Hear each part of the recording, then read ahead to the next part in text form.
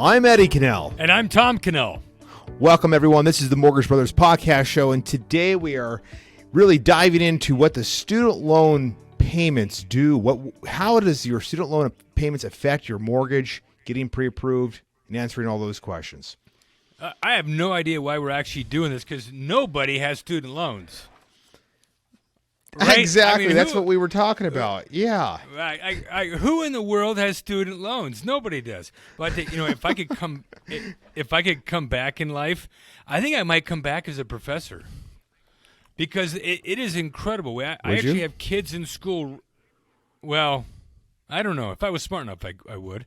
But I have kids in school right now, and and the student loans are just as part of the deal. I mean, if you don't do it, you're like a bad parent. It's amazing.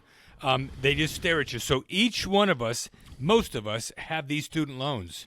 So what happens when it comes to buying a home, refinancing, purchasing? Yeah, that's right. And we're going to be showing these slides here through this presentation too.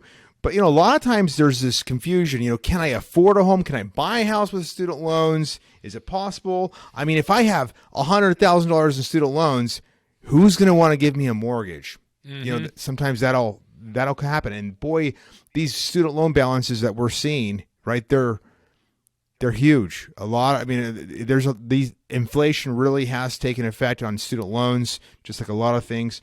But we're seeing these big balances, and people are wondering what they can qualify for. Yeah, and I would just interject a little subjective personal piece. For those that did go to school, good for you. I mean, that's, when a borrower calls and they have student loans and they kind of hang in their head, like, oh, I've got these student loans. They're very smart people, and they typically have very good jobs. So don't call in, feeling ashamed. Everyone's got student loans, and it means that you're bettering yourself. So I think that's important. That's a good sign when, that you've gone to school. So, all right, let's get going. All right. So, the good news is that even with student loans, you can qualify. Most people who have student loans and have a job, have income, can qualify for a mortgage. So what we're going to do is, we have to make sure as loan officers, we have to evaluate the borrowers, their debt ratios, and depending on what your minimum payments are, what the credit report is showing for your student loans, will determine what program we put you in. Mm-hmm. And we just wanted to break it down for you, each program, and kind of give you some insight as to insight into the background. What does a lender count when it comes to different programs? Right. Okay. And we're going to keep this simple. So we're going to have three basic buckets. We're going to have the conventional bucket. We're going to have the FHA bucket, and then the VA bucket. Okay. So those are our different buckets. The FHA and the VA are considered government loans, so those will be a little bit more similar to each other. And then you've got the conventional bucket. There are a couple programs within the conventional, so it's not just a broad brush, everything is this way. But those are the basic buckets: conventional, FHA, VA. All right. Yeah, so if you're watching this on YouTube, you will see on this chart Fannie Mae and Freddie Mac. Those are your conventional loan programs. Okay, now you don't really have to worry about who Fannie and who is Freddie, but those are the agencies that buy the conventional loan notes.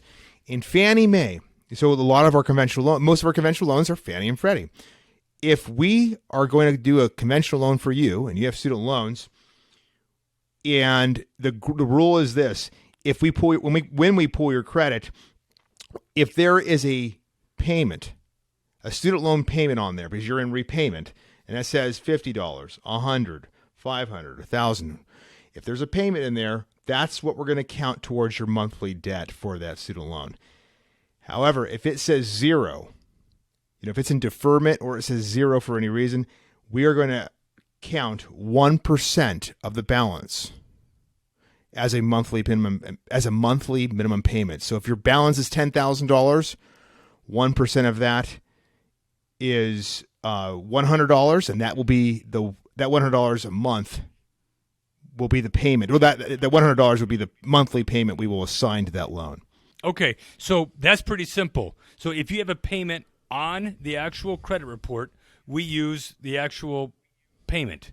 If you do not have a payment on the credit report because it is deferred, we would use 1%. Yes, and people will either have a zero payment reporting because of a couple of things. Usually it's deferment, or it's just a special program that you qualified with zero payments at this time. It could be income based, whatever it is. We don't need to know what the reason for, but if it is income based, if it shows zero, we're going to apply that 1% rule. Exactly. Now, this is the one time zero's not good. Usually zero's great. So again, this is why this is a little bit confusing. But okay, so let's just keep going. Yeah. Now Freddie Mac is it's identical to the rules, but it's only applying. It's more lenient. It does so. It will go off of whatever is reporting on the credit report. So if whatever monthly payment that is reporting, we'll use. But if it is zero, if it's showing zero, we're going to apply 0.5%. So as a monthly payment calculation. So if your balance is $10,000, we're only going to count $50 a month as a monthly payment. Mm-hmm. Okay, so that's a big deal. And again, that's when I was saying in the conventional bucket, there are a couple different programs. Well, that's it. That's your Freddie and your Fannie. And don't get overly caught up. You can call us, but there's a small range there. It's either 0.5% or it's 1%. Yeah, and I'm telling you, this is of course, we're talking about a $100,000 or $10,000 balance. If this was $100,000, you just would be looking at a big difference in the monthly payment the lender would be applying to your debt. Mm-hmm. Mm-hmm. Exactly. And something else I would note too. I mean, these changes took effect. They were summer last year, correct? It was June. I think it was June 2021. Mm-hmm. So again, some people may be watching this saying, "Wow, that doesn't sound like what I remember." There are little nuances in lending. It's like herding cats. It's just little tiny changes everywhere all the time. So this is as of summer of last year. Okay, so that was... Yeah, and I may be wrong. I think the FHA came out in June 2021, but it looks like conventional may have been in October. Okay, but, anyway, got it. Third or fourth quarter of last year. All right. Yeah. So that was conventional. Okay, now we move over to FHA. Okay, so FHA...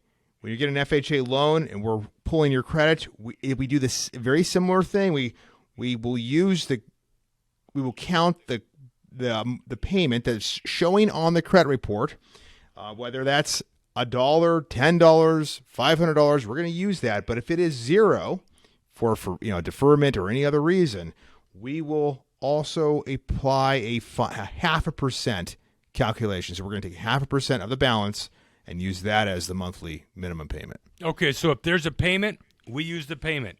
If there's no payment, we use 0.5%. Yes. Got it. So that is identical to that Freddie Mac conventional guideline. Okay. Mm-hmm. The big difference, big outlier is really VA. VA will do this. VA borrowers who have student loans, the guideline is stricter. Okay, so if you have student loans, the balance on there, we actually as lenders have to make sure that the payment that's seen on the credit report is sufficient. So we take the balance, we multiply it by 5%, and then divide it by 12. Okay, now that sounds complicated. I know that a lot of you who are listening to this are going, what does that mean? Okay, so a $10,000 balance, we multiply that by 5%. That is $500. We divide that by 12. That is $41.67. Okay, so it's very similar to that FHA calculation of 0.5%. So just to say it over again, so we actually use the greater of number, whatever is shown on the report, or the balance times 5% divided by 12. Perfect. That's right. Okay. It's the greater of. It's the greater of. Okay. Yep.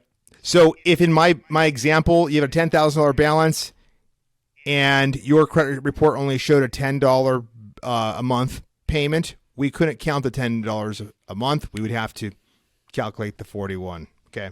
Dang it.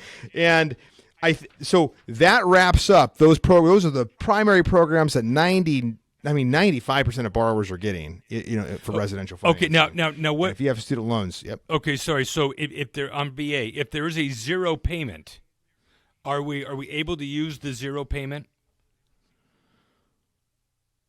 Okay, so it is. If it is, we still have to go the 5% it'll be the 5% rule. It'd just be the 5% rule. So that is going to be a big difference. So even if there is zero, VA is not allowing you to use that number. And so it goes back to that 5% rule, times the balance divided by 12. Okay. All right. So that was VA. We've covered all three buckets. What do we got next here? Okay, so the next slide is basically showing you, how do you get a mortgage when you have student loans?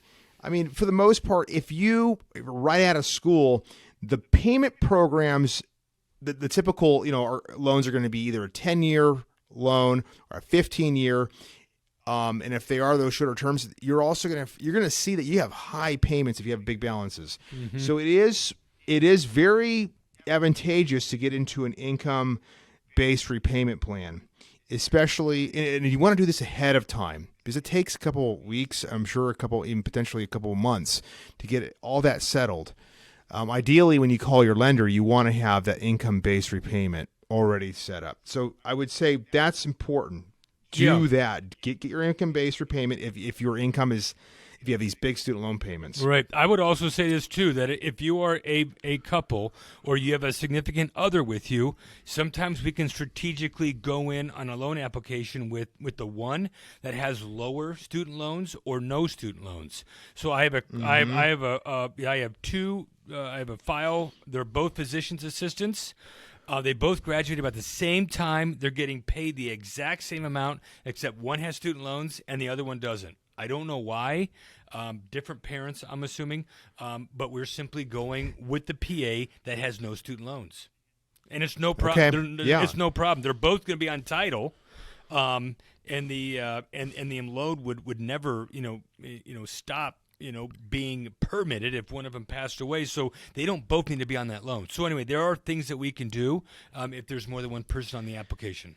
Yeah. Sometimes it's a matter of dropping off a borrower to get that qualification debt ratio correct, and sometimes it's adding on a co-borrower that helps does that as well. Yeah. And again, if you are in a tough spot and you have these big student loans, big payments, and your income from your job just is not enough to support your debt, your debt ratio still is high, you may not have a lot of options other than just to wait it out and just wait for things to settle. Get that waiting for that job to materialize, get that income up. Again, income-based repayment, but you may have to you're going to have to be flexible in these first couple of years after school. Yeah. I think we just wanted to cover real quick the mortgage program. So a lot of borrowers with student loans, right? They're right out of school. Sometimes it's 5 years. I guess it can be 10 years, right? Some people are still paying for a long time. Mm-hmm. But the point is that you might not have a lot of times these borrowers are going to be first-time home buyers. They're going to need a low down payment. So these are the programs that these are the four programs. Fannie Mae, as we were telling you about earlier, they have a 3% down payment program. It's called the HomeReady loan.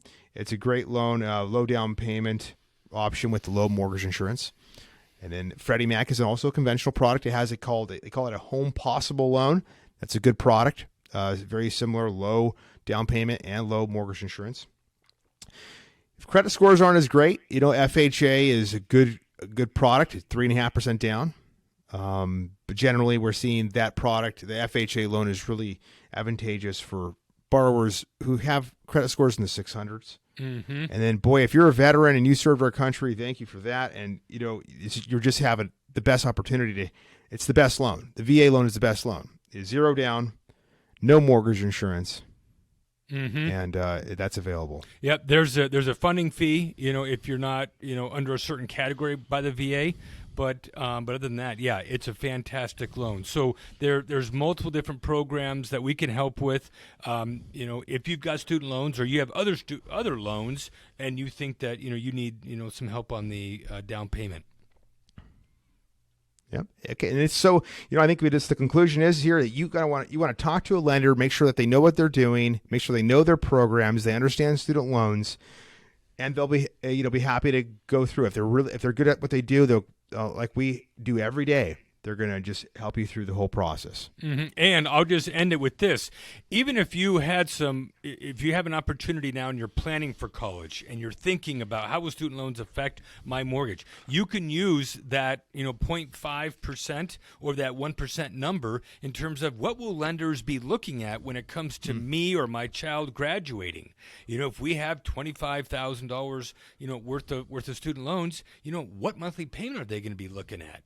On a 1% basis, that's $250. On a 0.5% basis, that's $125. So you can be thinking ahead of time, that's not bad. So anyway, you can think about this beforehand, not just, after graduation. Right. All right. I hope everyone has enjoyed the podcast. If you like what we're doing here, be sure to subscribe, click the like button, and be sure to email us or call us if you have any questions. Take care, everybody. All right. Thank you, folks. Hey guys, thanks for listening to the Mortgage Brothers podcast. Please let us know if you have any questions you'd like us to answer. You can email your questions to team@azmortgagebrothers.com, and be sure to ask us for a free quote on your next mortgage. We'll be sure to give you personalized service and help you through the whole process. Signature Home Loans, LLC does not provide tax, legal, or accounting advice. This material has been prepared for informational purposes only. You should consult your own tax, legal, and accounting advisors before engaging in any transaction. Signature Home Loans, NMLS 1007154, NMLS number 210917 and 1618695, Equal Housing Lender.